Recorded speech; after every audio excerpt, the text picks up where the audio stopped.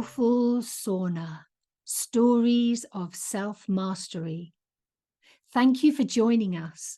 It is you, the viewer, that makes this podcast.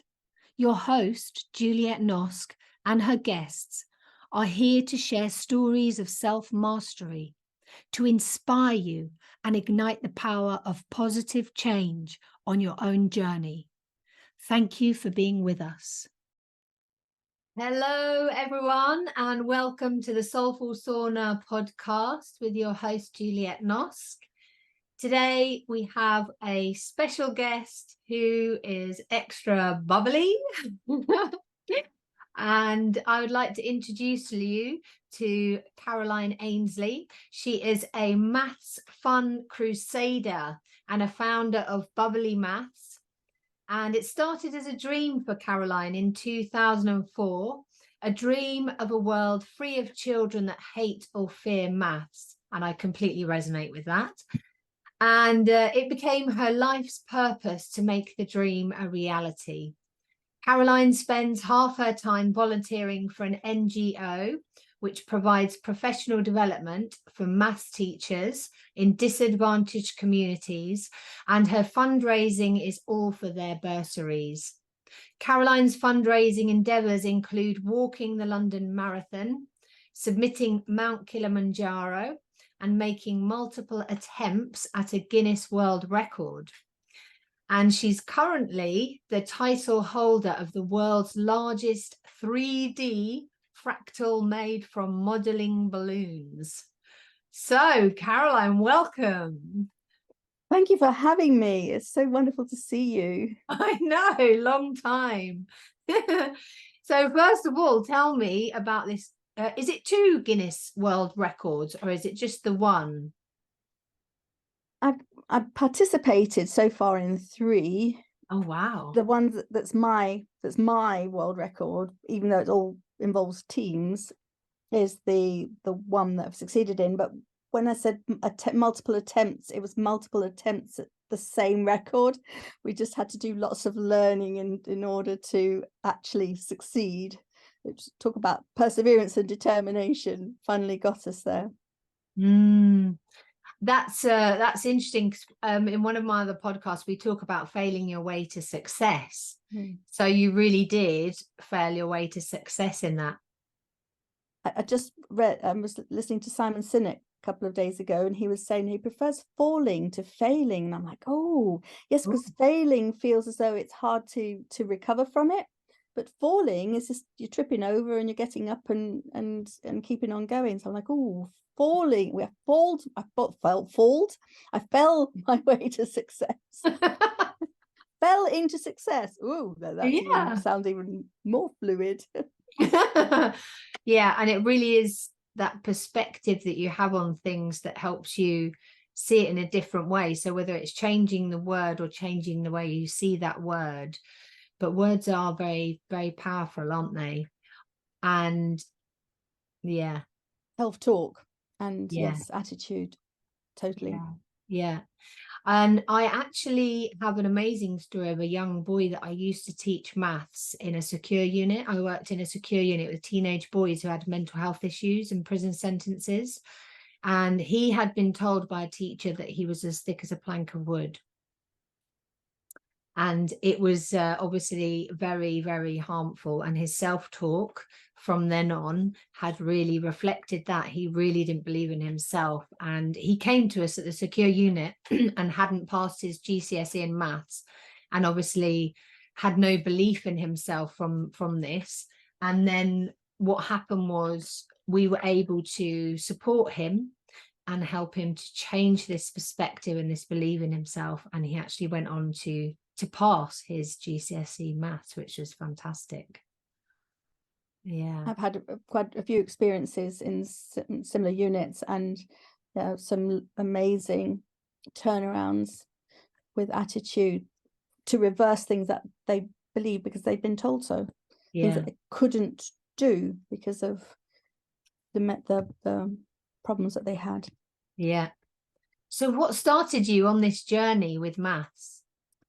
Journalists. I blame the journalists. I was an electronic engineer, and they say you shouldn't say to a child that you were bad at maths, to your child anyway. But I wasn't bad at maths, but I wasn't good at maths. There's a difference. It didn't come easily to me. I had a brother who was a maths genius, and maths didn't come easily to me, but I enjoyed it and I treated it like a puzzle. Therefore, I was successful at it, even though I had to work hard and do the same things again and again until I got it.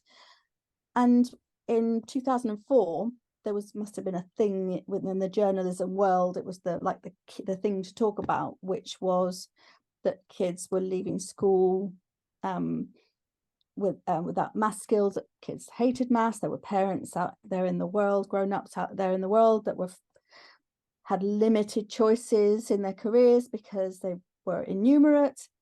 And I kept hearing this, and it kept going around in my head. I'm like, this can't be. I can't tolerate this. So I decided to do something about it, and I started off. I signed up to the local library. I inquired at the local library, and they said, "Oh yes, we do sessions for grown-ups." I'm like, "Okay, great." And then I sold an item to a clown on eBay, and I was like, "Ooh," because I've always liked clowns, because I always had good experiences with clowns. And I'm like, "Ooh, what if I make maths fun? Perform, let's say, make a fun performance, attract kids to this fun performance, and it turns out that they're doing maths. How cool would that be?" And that's what I did in 2004. I had the aha in 2004, and then it's been a long journey, and I'm not there yet, but it's that's what set me on my way, on my path. Yeah. So did you feel that you weren't any good at maths in the beginning then? Well, in 2004, I'd forgotten everything I'd ever learnt, because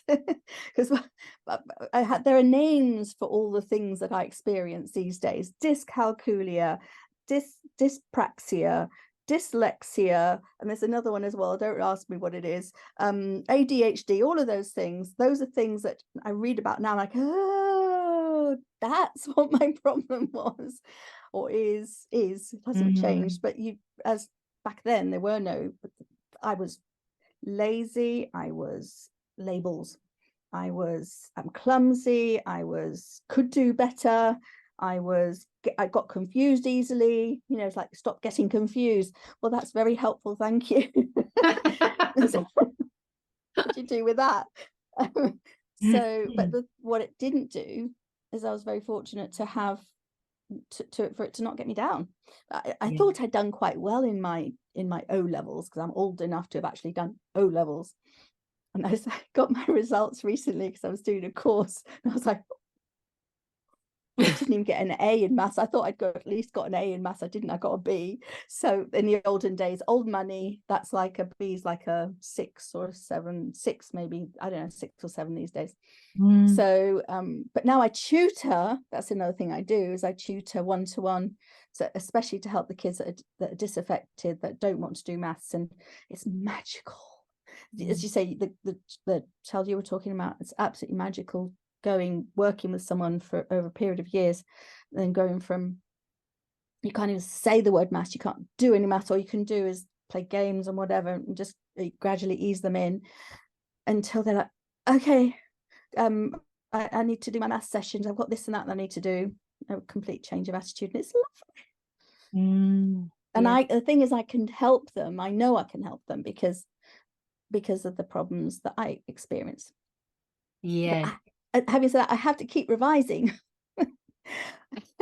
I keep having to, okay, wait a minute, I've forgotten how we do that again. So I have to do the revision before the session myself, or even during the session if something unexpected comes up, because I don't remember. Memory is not one of my what do they call it, superpowers. Yeah, and I think that's the same with a lot of professions where they call it CPD, don't they? Continued professional development. Yes. And it sounds like you may not have the strongest memory, but also you're continually professionally developing yourself, and you're on that continual journey, because learning doesn't stop, does it? Learning is a daily thing. Absolutely. Lifelong learning, I believe in with all my heart and soul. Only some of us have to keep learning the same thing again and again and again, which is why I can again cope with the young people that you talk about something that you know perfectly well you did 2 weeks ago, and they go, no, I don't know how to do that. What you're talking about, I don't know that. I'm like, okay, I get that. I get that you don't remember, and that's okay, and just have to keep doing it and not do the, but we've done that. We did that 2 weeks ago. That's so damaging. Yes, absolutely. That was one of my experiences. But then I was also very, very lucky to have teachers who would just patiently, I knew what to say in the end. I'm like, I'm really sorry, I had it yesterday, but when I went to do it for my homework, it was gone. And bless them, they would just keep going over and over and over. Yeah. So in 2004, when you went to the library, that was a maths course that you went for? It was to tutor. Oh, it was to tutor, because I knew more than they did. So I knew I could tutor, and I knew I could find out whatever it is I needed to know, and I knew I could understand whatever it is they needed to know. But I mean, what I knew that we were also talking about very basics. We're talking about arithmetic, super basics, just to understand the difference between buying 2 for the price of 1 and something else that's one thing but double the price, or something, you know, just to be able to life skills, things, just normal day-to-day living life skills. Yeah, practical things that they can use as well daily. Yeah. And so when you began this, did you have a long-term vision? When I realized about when I thought, oh, I want to do this with children, because it's first of all, I had the major aha, the epiphany that I wanted to help with the maths. Then it changed. The library made me aware that I could help adults, but then when I realized I could help children, I had the second epiphany about doing it through entertainment. Then that it was like instant. I knew what I wanted to do, and I knew what impact I wanted to have, and I knew that I wanted it to be global. It was like I was given a vision. Yeah. It was boom, there it is. I mean, it didn't have the form it was going to take, but I had the vision. Yeah. And do you, out of curiosity, do you specifically work with them around mindset as well? Mindset is part and parcel of everything that I do. So it's the self-talk, it's the language that we use. I use I do shows, I do workshops, and the language that we use throughout is the vocabulary that we use in the workshops. And for example, something super simple like, I can't do that, miss. I'm like, can we agree on something? Next time you think you can't do it, just say, I can't do it yet. Just add that word yet in, for example. So you've got to keep it simple, especially when people are reluctant. So we add the word yet. I can't do it, I don't know it, all of that. Just add yet, add the possibility in at the end. And then we talk about failure. So we have magnificent mistakes. There's no such thing as a mistake. And then, oh yes, there is. I don't make mistakes. They go, oh yes, you do. You just did, because of course I'm saying that after I've made a mistake as part of the show. And I'm like, no, I don't make magnificent mistakes. I mean mistakes, I make magnificent mistakes. And because I learn from them. And then I teach them, whenever you make a mistake, ask yourself, what did I learn? And it is actually so empowering. I didn't used to do that, but by developing the show, I actually worked out to do that.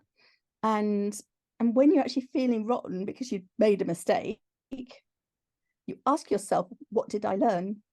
It just opens up, possibilities, and you think, oh wait, I did learn. And then all of a sudden you're not feeling down about the mistake you made, you're feeling up because you've got something you can do for next time. Yeah. So So there's fantastic failures as well. There's magnificent mistakes and fantastic failures. I like that. Or is it magnificent mistakes? Magnificent mistakes. Magnificent mistakes and jazz hands. Fantastic failures. So you sold an item to a clown, you say, and that's how you became a clown, or popped up the idea of becoming a clown. Yeah. Yeah. Do you have your red nose to hand? No, yeah. There's a sad story. They talk about people who are a clown and that they've got the sadness inside and all of that. Well, there may have been that in the birth of my clown, because it was attached to the ability to leave my ex-husband, which was a bad relationship. But then I met this wonderful other clown who was like the love of my life. He was amazing. And then he died, and I haven't been able to put on my red nose since. Well, I have put it on twice since, one for his memorial and once for a clown festival that was commemorating him, and I can't do it not without sobbing. so I don't wear the red nose anymore. But I've got, you know, the fun colourful outfit and all that, yes, and I clown around and all that, but I can't wear the red nose and I can't wear the shoes. So and this is the clown that helped you be strong to leave your ex-husband as well. Yeah, she was my root, Bubbles. She was my, like, once I knew what I was going to do, I was able to leave him, and because I knew what I was going to do and I knew I could do it, and I knew I didn't need him to do it.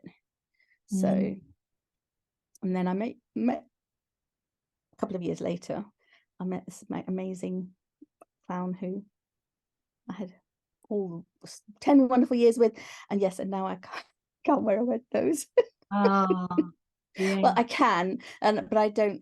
I could say I can't yet, but I actually don't have a wish to. Yeah. And where did you meet? Oh, well, the obvious place. We met at a clown festival in Denmark. I mean, where would we meet? A clown festival. Tell me more. Oh, well, I suppose it's a cross between a clown convention and a clown festival. So clown conventions are places where clowns go to learn from each other and to kind of commune and do shows for each other, for the community. And then clown festivals, so this was a combination. So 2 or 3 days were clown festivals. We went out into the community, and he was Danish. So when I got there, I was told, right, you have to go and meet this chap. He's round over this other side, and he'll tell you, he's going to be he's going to be like the driver for your team, the kind of the leader of our team. And I turned around this corner, and there was this tall, charming person. Anyway, we had the best weekend, and so we spent a couple of days going out performing all over this island in Denmark, and then it was our turn for professional development for the clowns, and we basically stuck to each other like glue. Oh, how wonderful. And how did your character begin? Did you do clown training? Did you go to clown school? I wanted to. I knew there was the Ringling Brothers, Barnum Bailey. I knew they had a clown school. Turned out that had already closed like 10 years prior. And then I looked for a clown school. The only one I could find was in Paris or some such thing. And the way they described it was, they tear you down and take you down to your bare soul, and then they build you back up again. And I wasn't ready for any of that. No. So I went to a lot of workshops. I signed up to there's a lot of clown courses out there. There's some wonderful performers. Strawberry the clown, he doesn't go by Strawberry anymore, but he's can't think of his name. Danny Schlesinger, Frank Wersinger, Wright, somebody right, can't think of his first name. Some really amazing, let's say, trainers. I don't know, you do workshops and you just learn a lot from the facilitator, and then there's the clown conventions, so I'd go to those 2 or 3 times a year. I went to ones in the States, in Denmark, in the UK. Just learning, and then of course you learn by doing. Fantastic. So, out of the blue question, do you have a sauna story? So I was reading what you were talking about, saunas, and aren't they magnificent, and aren't they this, and you like reflecting in saunas, and I'm like, not for me. I'd say I've actually been to saunas twice. Once was as a graduation gift to ourselves, for the friend of mine that I went to uni with, and we went and had a lovely day at this place, and we went in the sauna, and I'm out of here. But I didn't think anything of it. And then years later, I was taken by my sister's family to the Alps. Okay, imagine this. It's a mountain, the top of a mountain in the Swiss Alps. It's nighttime, beautiful stars are out.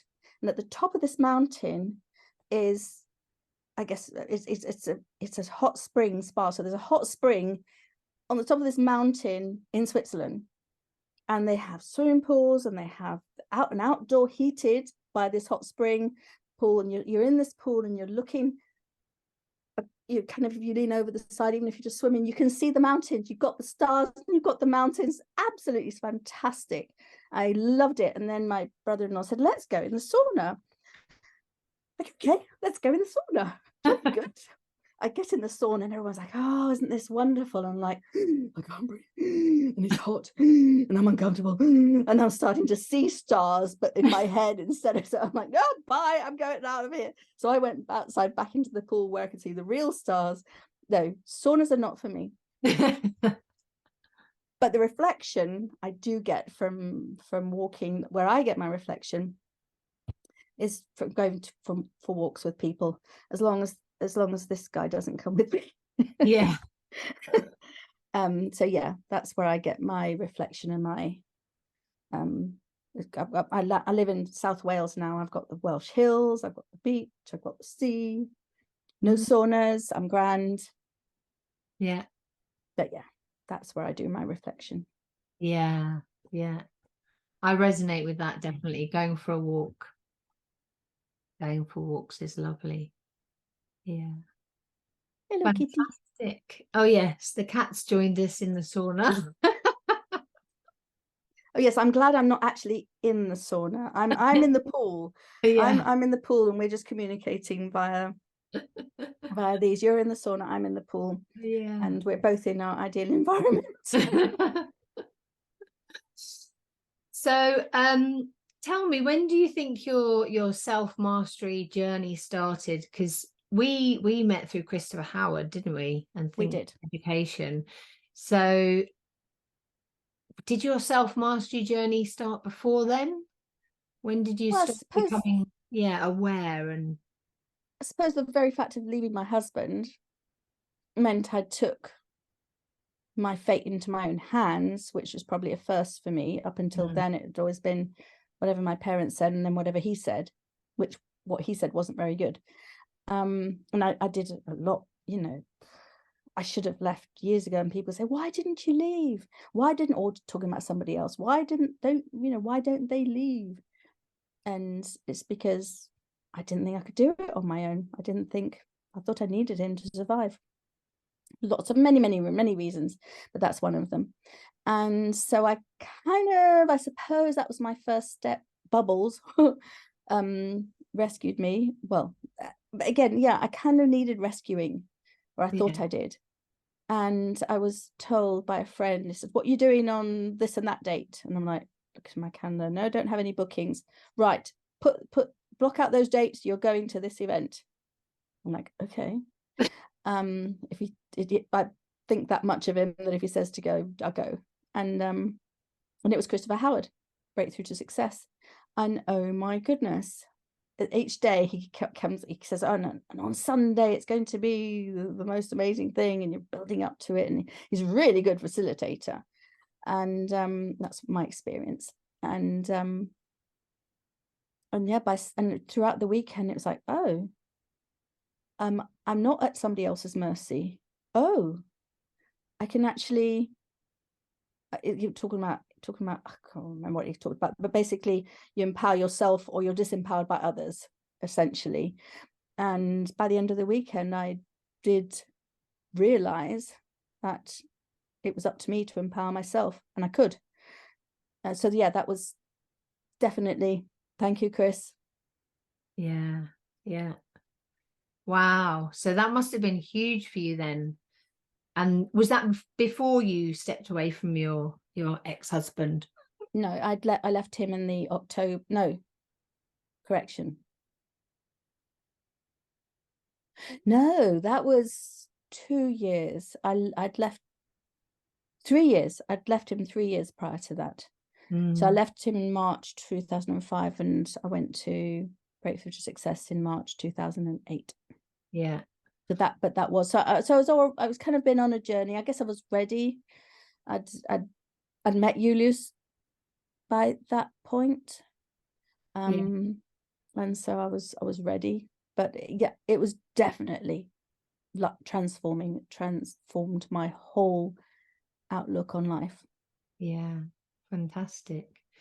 And along your journey of self-mastery, what are some of the key learnings that have really supported you to like learn and grow and continue developing yourself? One of them is that, well, I suppose I was already doing that professionally with the clowning once I embarked on that journey. So, but it isn't a one-off thing. There isn't an on-off switch. It's something that you are constantly growing. So when you going kind of up the slope, you don't, in order to not plateau, you do actually then need to keep on reflecting, keep on the continue professional development. But it's also belief. How do you believe in yourself? Especially if you don't have a track record that shows you can do it, you just have to have faith. And that is, to me, absolutely essential. You have to believe that some way, somehow you can do it. And it's just a matter of getting on the train. And if you don't have the fare to get to the end, you find a way. Yeah. If you don't have the fare, you have to try. You have to say that again. If you don't have the fare. If you don't have the fare, you find a way. You find a way. On the way. So you can get off the train and go and earn more money, whatever it takes. Or negotiate with the person who takes the tickets, whatever they're called. They call the conductor on a train. It's a conductor. So whatever, you do what, make it up you find a way. Find a way. Make it up as you go along. Be creative, do whatever it takes, well, within the law. And with your journey being Bubbles the clown, on your journey of exploring the world through maths and sharing that gift, what are some of the interesting and maybe challenging moments you've had going out there and sharing that? Actually sharing it, you're not talking about my adventures, you're talking about in the real world as a performer. And get one of the biggest challenges I've had is teachers, because I'm not a qualified teacher. And so now I don't identify as a clown anymore. And I don't publicize myself as a clown, because there was a lot of bad publicity about clowns, and a lot of kids were scared of clowns because of the movie It. So I call myself a maths entertainer now, just so that you know, it's not something I like on Google and all that stuff. I want to be a maths entertainer, and I don't want the clown to come up anymore because of that, because people, whatever, there's negative stuff about it. But teachers, huge challenge, because they they assume, I've actually done some teacher training now, and it's very academic, and it's quite elitist, and also that they're quite sensitive.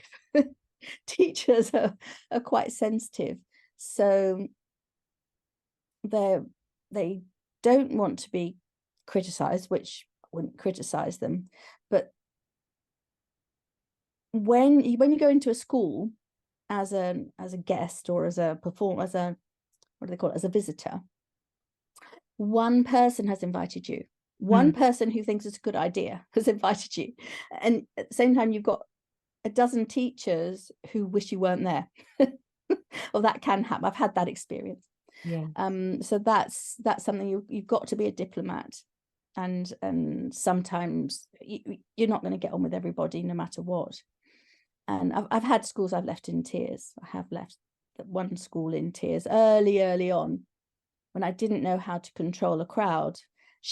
What she pointed out to me was really valuable. She called me into the office at the end of the day, and she basically gave me a telling off. I'm like, I wonder if you like this with your your children. Do you call them into your office and give them a telling off? And she said that I knew how to get them riled up, get them all excited, but I didn't know how to bring them down. Now, as I say, this was very early on in one of my first few schools I ever went to, and that was one of the most valuable things anybody has ever told me. I don't want to see her again, but it was hugely valuable, because out of that, I went home, I called my mentor, I spoke to all various different people, say, okay, how do I do this? Because by that time I had a reasonable network of seasoned performers, and that was one of my hardest moments, but it was also one of my most, which is just, I don't make mistakes, I make magnificent mistakes. and I learn from them, and it's absolutely true. I live by that. Yeah, yeah. I think you brought up some key points there as well. I mean, I work in schools a lot. I do have a PGCE as well. I taught in school, well, colleges mostly, as well as some schools. And yeah, it's really important to know your audience. And every time you go into school, obviously, your audience is not just the children, but your audience is also the teachers. And over my many years of working, I worked as a drama teacher in community centres, schools, colleges, all different places, and then later in more in colleges. And I think that the sensitivity comes from always being watched and judged, and it's the whole education system, really. It's not it's not the teachers, and it's not just not the kids. yeah. I'm afraid I did some teacher training last year, and I decided it wasn't for me. I wasn't academic at all. I mean, I'm so used to being self-employed and being my own boss, and it just didn't work for me at all. But I walk past the school frequently where I live here. There's one very close by. I'm talking about a secondary school. And it now feels like, having been on the inside and standing on the outside, it feels like day jail. It really does. It's all locked up. They can't leave during the day. It's locked. They are locked in. And they don't want to be there. Like, such a huge proportion does not want to be there. It feels like day jail. And it's nobody means it to be that way. Nobody wants it to be that way, but it has ended up that way. And it has to change for those kids to stop suffering. And so many kids in school are suffering. That has to change. Yeah. And also a lot of teachers, are suffering in many ways, finding it a challenge. Absolutely. I mean, that's why I left the profession, because I found a lot of elements of it very suffocating and challenging. I know that a lot of good stuff is now being brought in from outside elements. I work in schools currently on different programs with young people, and I know a lot of stuff is being brought in.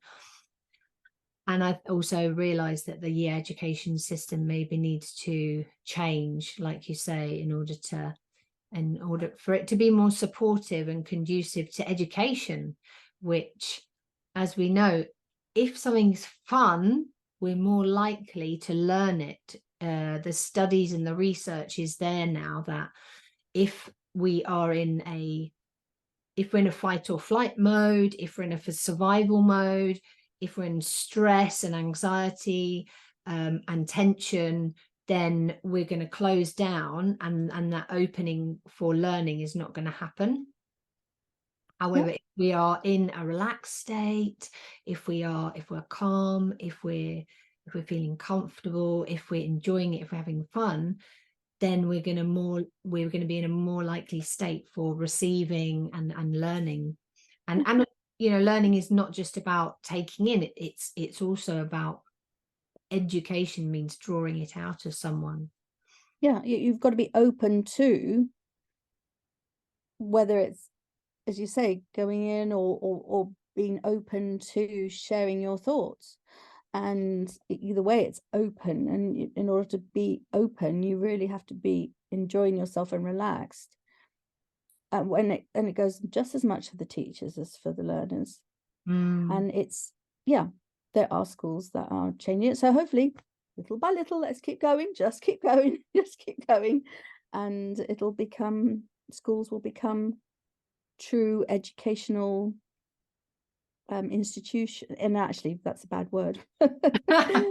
True centers for learning, centers for inspiration and learning, rather than what they are right now, which is, I mean, the teachers are so dedicated, and as you say, you left because it was an unpleasant environment. I decided to not go there at all in the end because it was an unpleasant environment, but I'm still doing what I can, as are you.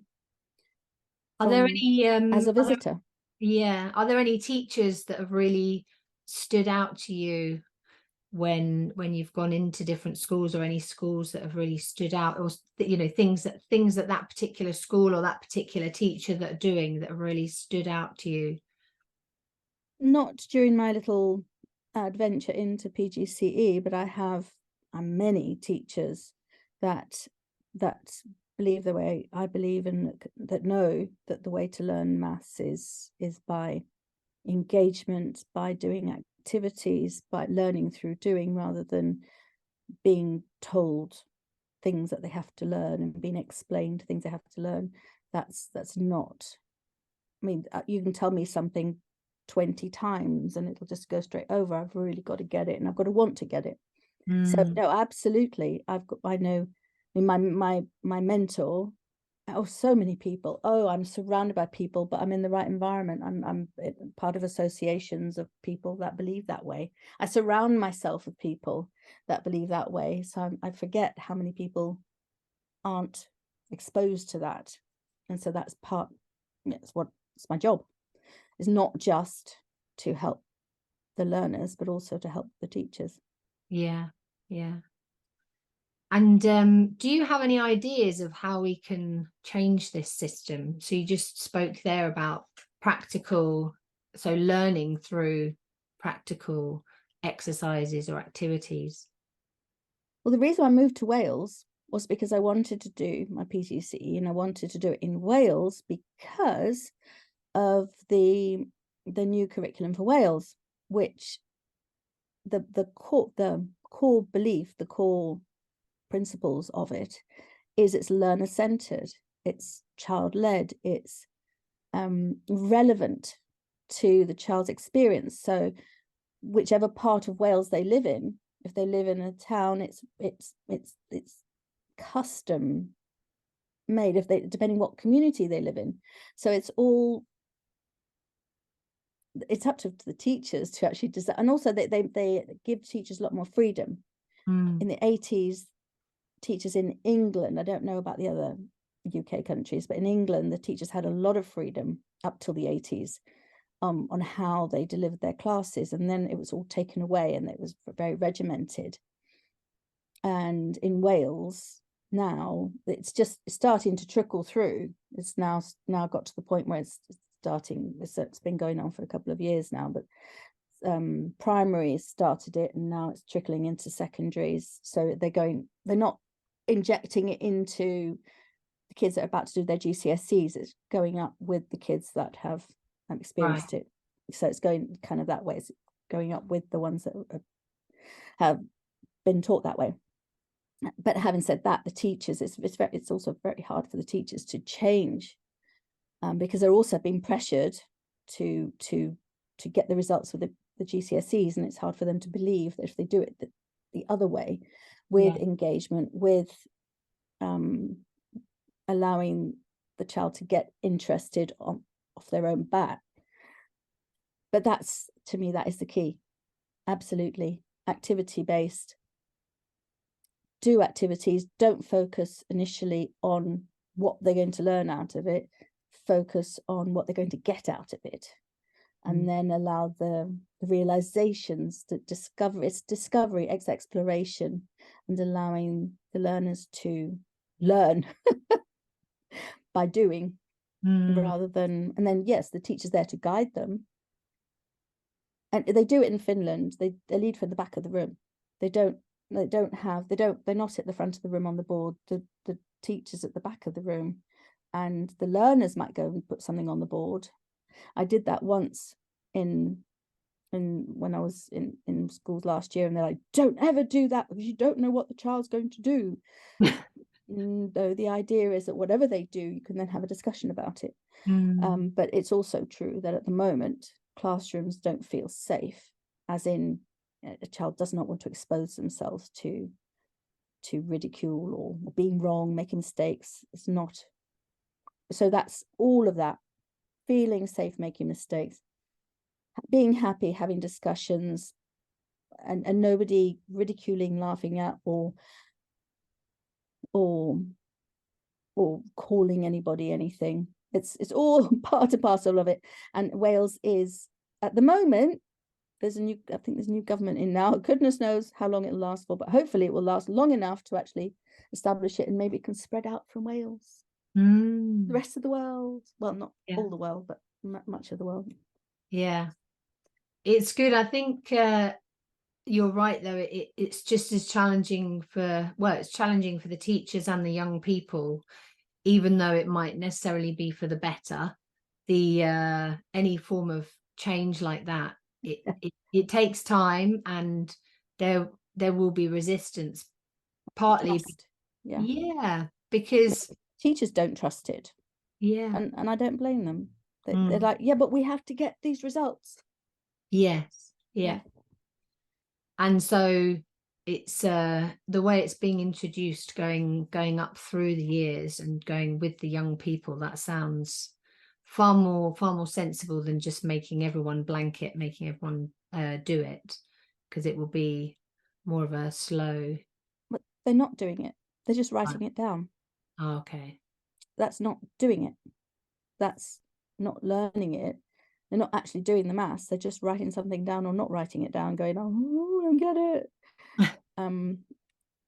Whereas if they do it and they do the activities and it makes sense to them before they ever write anything down, then they can write down what they did rather than what somebody else wants them to write down. Right.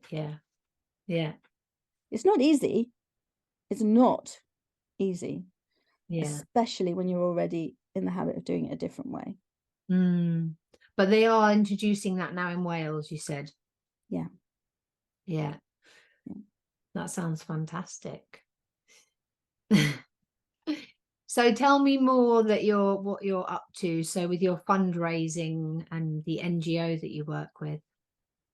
We do a few different things. My mentor, is the chair of the organization that I do the fundraising and volunteering for. She's this magnificent woman who has spent the last, basically all her year. She started teaching the year I was born. Wow. And she's now 83, and she hasn't, also 82, somewhere around there. And she hasn't stopped teaching or learning. She constantly learning. She goes, oh, this is hard. Oh, this is great. Get into it. That's a fantastic attitude. If we all had that, then we wouldn't be having this conversation. We'd be having a different conversation.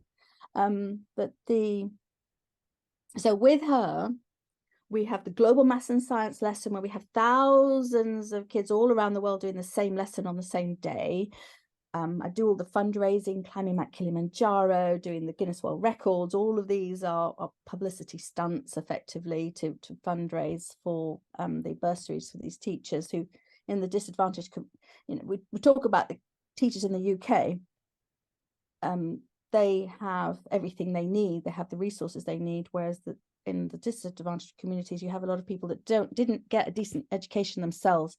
So they're now continue professional development, gaining the skills they need to help the learners who are destined to poverty if without intervention or without them being, particularly, a lot of kids falling into drugs and things like that because that's the only way of making money. Yeah. So education is the way out. And so we're doing that. And then we've got the book coming out. So that's 36 maths games. Haha. Actual based on solid maths. But it's surreptitious, it's disguised, but it's not. It's games. And the objective is to enjoy it. There's a load, they're all solid learning activities, and there's resources behind them on the website and links to get to the resources where you can follow through and do other more advanced games and stuff. So that's what else do we do? I don't think I'm remembering everything. I know there's things I'm not remembering. That we've got plans for the future. It's World Tour. Oh yes, a book launch. Of course, we're going to do a tour for the book launch. The book's coming out in March. And people can pre-order that, so there'll be the link down below. You can pre-order it, and it's reduced price. I think it's 20% off if you buy it now. Fantastic. So yeah, your book launch. So you'll be traveling around the world for that, will you? I'll be traveling around the UK. We've got a few venues booked already. Yeah. We're going up to Melton Mowbray, the home of the British pork pie. We're going to this place in Cambridge. We're going to there's one in Wales. We've got one in Kent. So we're looking to book. So we're still looking for a place. The tour hasn't been fully booked by a long shot yet, but that'll be nice. The book launch tour, and then yes, absolutely. I've been planning a world tour for a long time. And then COVID, and then I was going to do Land's End to John O'Groats for maths, doing maths workshops all the way up the country, up and down. And then COVID. So at the moment, those ideas, they're shelved. They're on the shelf. Yeah, they're not thrown away. Fantastic. So can you tell me what would be your one piece of advice that you would give for anyone out there on their self-mastery journey?